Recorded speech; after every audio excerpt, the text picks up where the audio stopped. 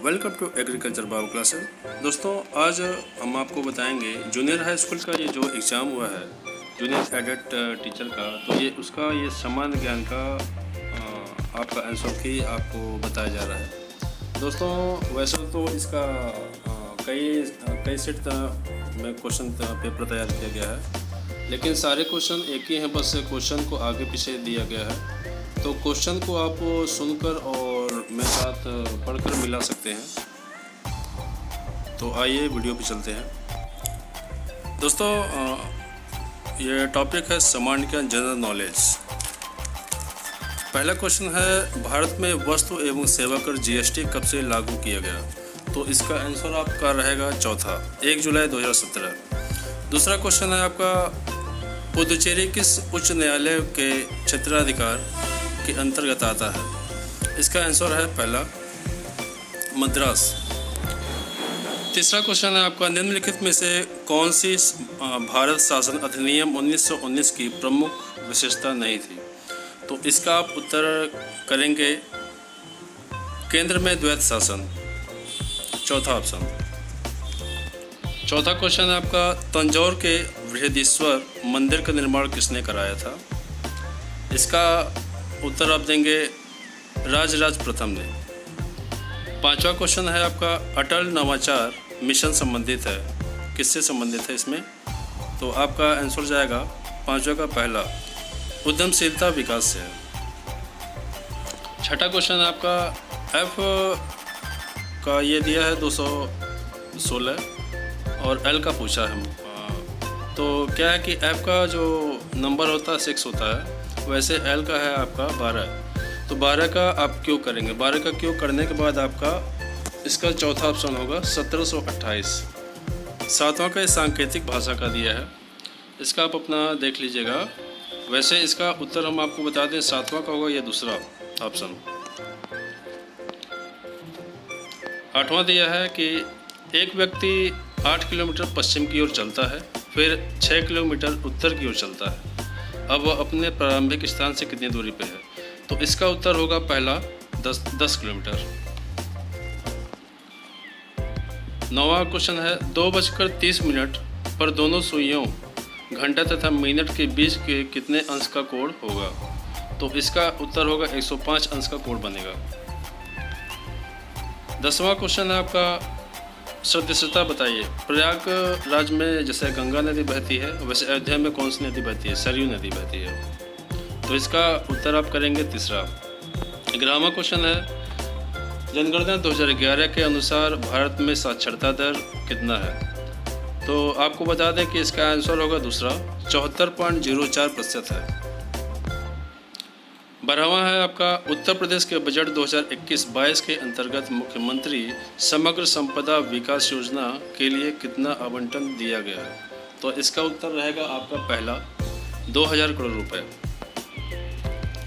13वें question पे आइए चलते हैं। इसमें लिखा है कि निम्नलिखित में से मृदा अपरदन के कारक या कारकों को पहचानें।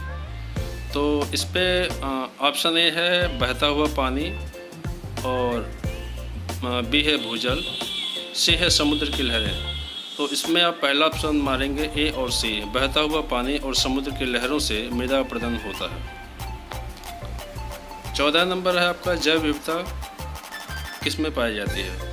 तो जैव विविधता इन सभी में पाया जाता है, आनुवंशिक विभिन्नताओं से होता है। पृथ्वी उपस्थित सभी जैविक जातियाँ, जैविक समुदायों की विभिन्नता, पारिस्थितिकी तंत्र की विभिन्नताएँ। तो आपका ऑप्शन रहेगा चौथा, 14 का चौथा रहेगा। ध्वनि प्रदूषण की 15वां क्वेश्चन है, ध्वनि प्रदूषण की तीव्रता को किस में मापते हैं? तो डेसिबल में मापते हैं। तो 15 का चौथा ऑप्शन हो जाएगा।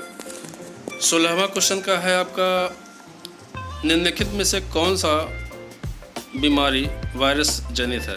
तो इसमें है आपका तीसरा ऑप्शन, रेबीज। 16 का तीसरा हो जाएगा।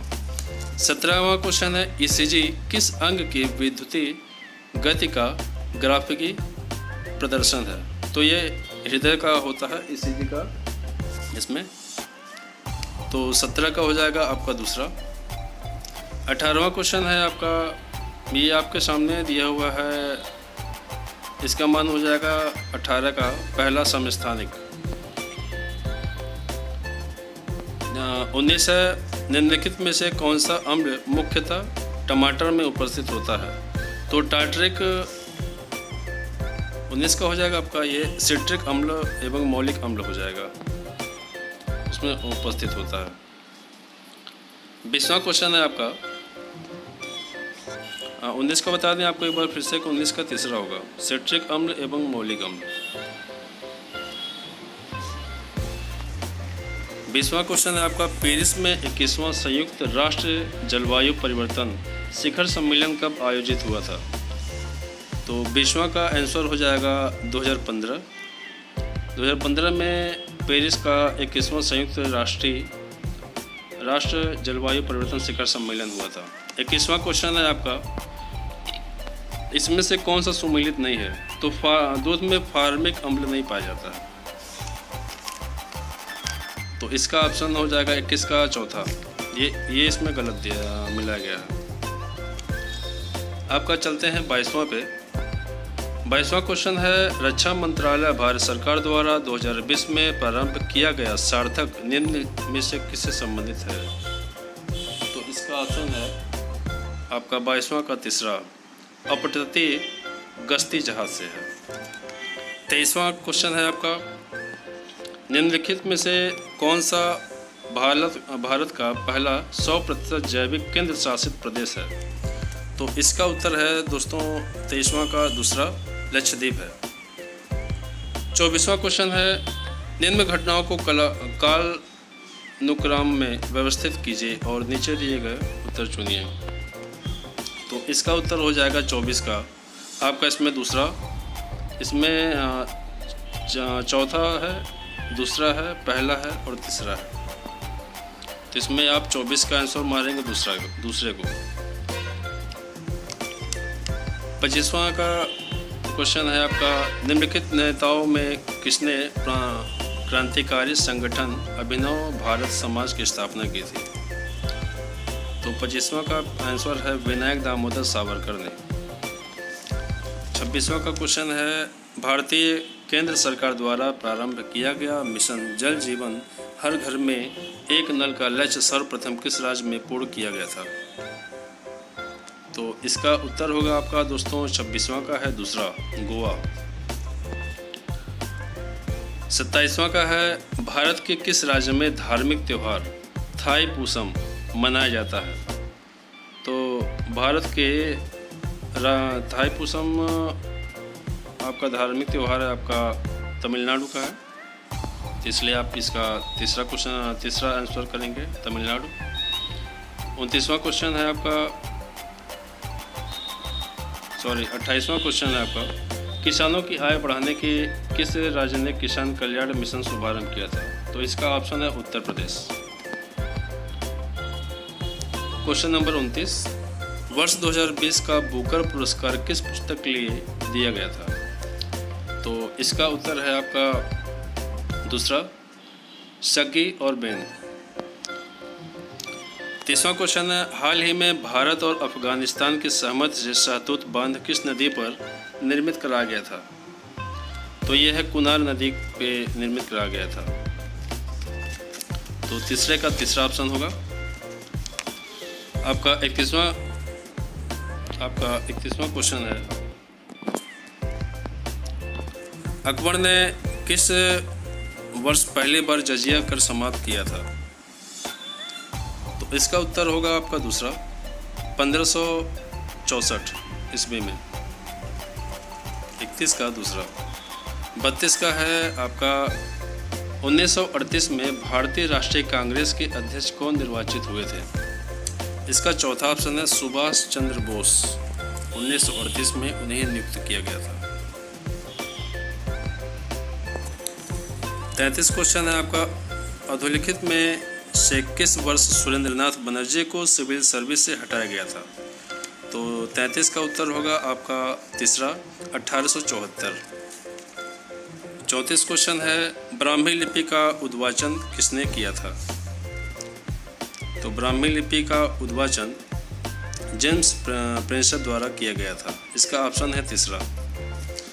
35 क्वेश्चन है आपका, 35वां क्वेश्चन है। इसमें सुमेलित करना है कार्यक्रम के अनुसार, तो इसमें आप 35 का आप कर लेंगे तीसरा ऑप्शन।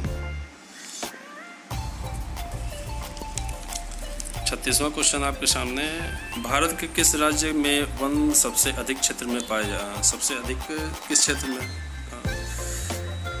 किस राज्य में है? तो इसका ऑप्शन है तीसरा, मध्य प्रदेश।